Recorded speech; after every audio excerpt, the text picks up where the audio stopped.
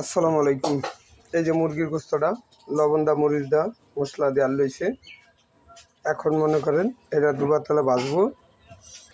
এই যে কতখানি ভাজা উড়াইছে, এই যে দুবার তলা ভাজা আমার মুরগিটা। তো এই যে খিচুড়িটা চড়াইছে, আমার আর একটু আগে আহার দরকার ছিল, দোকান থেকে আসতে পারিনি, এই কারণে আমি করতে পারিনি। এই যে এই খিচুড়িটা এখন আবার চড়াইছে। এই যে দেখেন, আমি এই যে এটা এলাচ, আমি যেই মশলাগুলি দেই এই মশলাগুলি আপনাদেরকে দেখাইতেছি।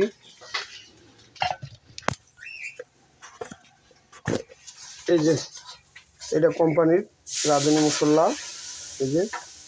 আর এই দিকে আছে এই যে এই মশলাটা, এইটাও দিন।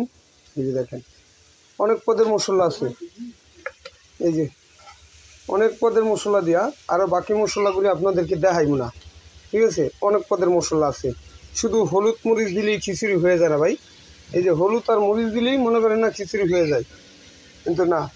তবে আলম ভাইয়ের পেজটা সবাই ফলো দিবেন, লাইক দিবেন, শেয়ার করে দিবেন, সাবস্ক্রাইব করবেন, ধন্যবাদ।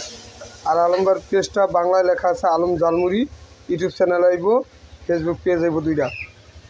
ঠিক আছে, সবাই ভালো থাকবেন, সুস্থ থাকবেন। আসসালামু আলাইকুম।